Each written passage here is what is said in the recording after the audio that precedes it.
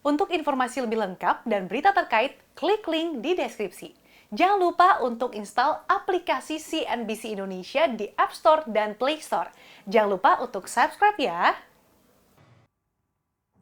Ya, tahun 2020 menjadi tahun yang berat bagi semua sektor, tak terkecuali sektor energi.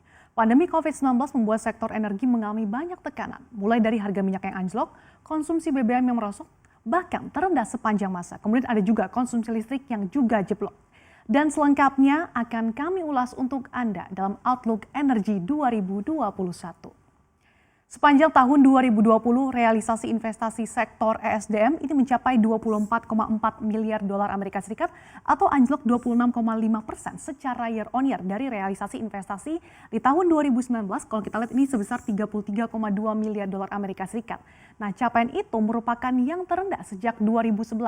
Nah, dari jumlah realisasi 24 miliar dolar Amerika Serikat tersebut, ini masih didominasi oleh sektor migas sebesar 12,1 miliar dolar Amerika Serikat, kemudian juga kelistrikan 7 miliar dolar Amerika Serikat.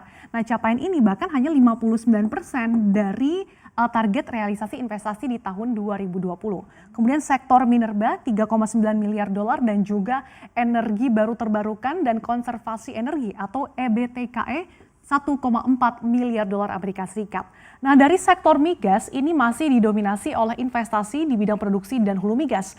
Selain itu, proyek-proyek kilang ini juga turut berkontribusi untuk investasi sektor migas. Adapun di tahun 2021 ini, Kementerian SDM menargetkan investasi energi bisa mencapai 36,4 miliar dolar Amerika Serikat atau lebih tinggi dari realisasi investasi di tahun-tahun sebelumnya, yaitu dari 2015 hingga 2020, di mana target 36 miliar dolar ini diantaranya bersumber dari sektor migas 17,6 miliar dolar dan juga kelistrikan 9,9 miliar dolar Amerika Serikat.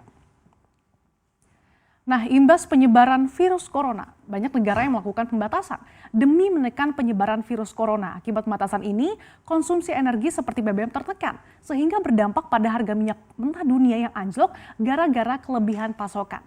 Nah, pandemi corona ini berdampak pada anjloknya konsumsi minyak global ini sebesar 9%. Dan di sepanjang tahun 2020 ini harga minyak mentah Brent, kalau kita lihat yang berwarna hijau ini, bahkan anjlok hingga 21,5%.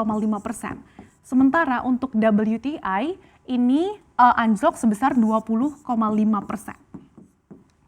Nah, kalau kita lihat ini penurunannya terbesar sejak 2015. Kita lihat di sepanjang 2020 ini anjloknya harga minyak mentah global ini puncaknya di April 2020, di mana harga minyak WTI atau yang berwarna orange ini bahkan berada di bawah $40 per barel gitu ya, karena permintaan bahan bakar yang merosot akibat pandemi virus corona.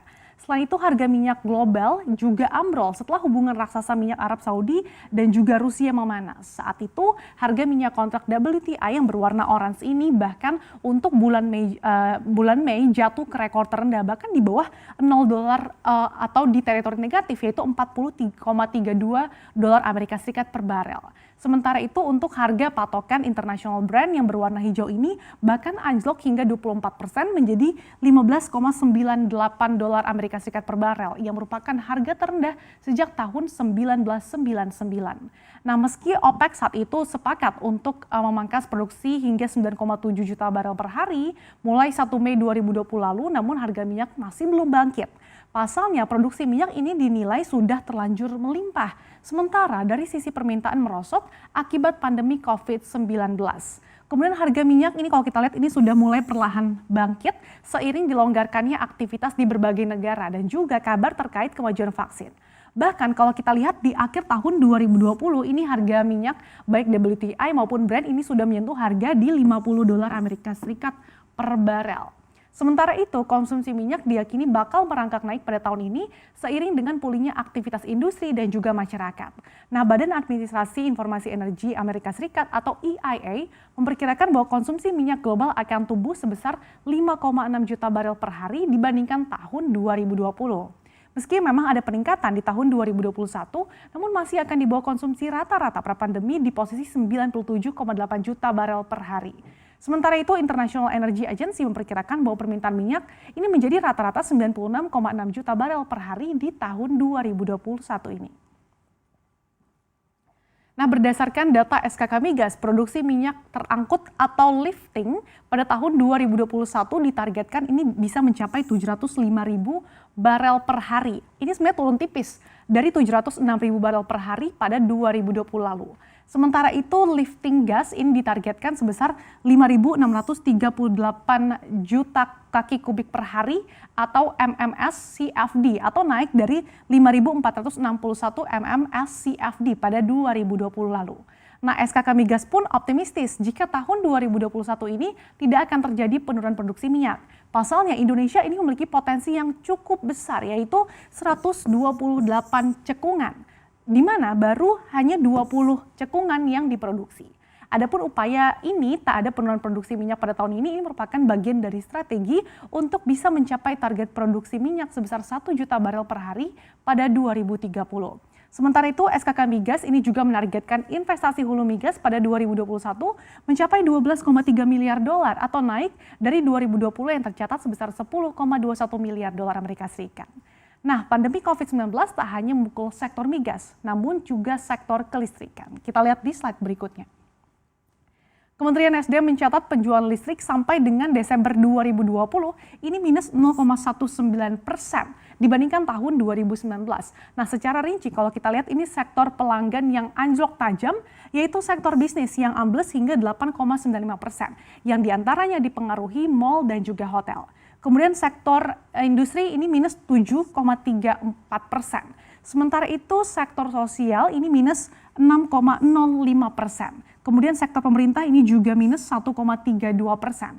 Menariknya, kondisi berbeda terjadi pada pelanggan rumah tangga yang justru tumbuh positif 9,48%. Ini seiring dengan adanya pembatasan aktivitas masyarakat untuk menekan laju penyebaran corona. Sementara itu, PLN memperkirakan penjualan listrik di tahun 2021 bisa tumbuh seiring dengan pulihnya aktivitas masyarakat, di mana PLN punya dua skenario untuk proyeksi pertumbuhan penjualan listrik di tahun 2021 ini. Skenario pertama adalah skenario optimistis dengan proyeksi penjualan listrik ini akan tumbuh hingga 4%. Kemudian skenario yang kedua yaitu skenario pesimis, yaitu dengan proyeksi penjualan listrik hanya tumbuh 1,6%. Jadi seperti diketahui memang pemerintah memberikan stimulus diskon tarif listrik yang merupakan bagian dari langkah penanganan COVID-19 dan juga pemulihan ekonomi nasional dan masuk dalam sektor perlindungan sosial. Nah, pemerintah pun memperpanjang pemberian stimulus untuk diskon tarif listrik selama 3 bulan dari April hingga Juni 2021 mendatang. Padahal dari jauh semula Januari hingga Maret 2021 ini sebagai upaya untuk meringankan beban kelompok masyarakat yang tidak mampu dan rentan dalam menghadapi pandemi COVID-19. Namun sayangnya pemberian stimulus listrik pada periode April hingga Juni mendatang ini berbeda dibandingkan periode sebelumnya, di mana nantinya pemerintah ini tidak akan lagi memberikan listrik gratis untuk golongan pelanggan yang memiliki daya 450 volt ampere, melainkan hanya diberikan diskon tarif sebesar 50% seperti golongan pelanggan 900 volt ampere. Jadi memang tahun 2020 menjadi tahun yang cukup menantang termasuk untuk sektor energi. Kita harapkan di tahun ini meskipun masih diliputi ketidakpastian akibat masih melonjaknya COVID-19, ditambah lagi dengan adanya kebijakan Presiden Amerika Serikat Joe Biden yang lebih pro lingkungan. Nah, sektor energi khususnya migas dan listrik bisa kembali bangkit dari keterpurukan dan semakin berenergi.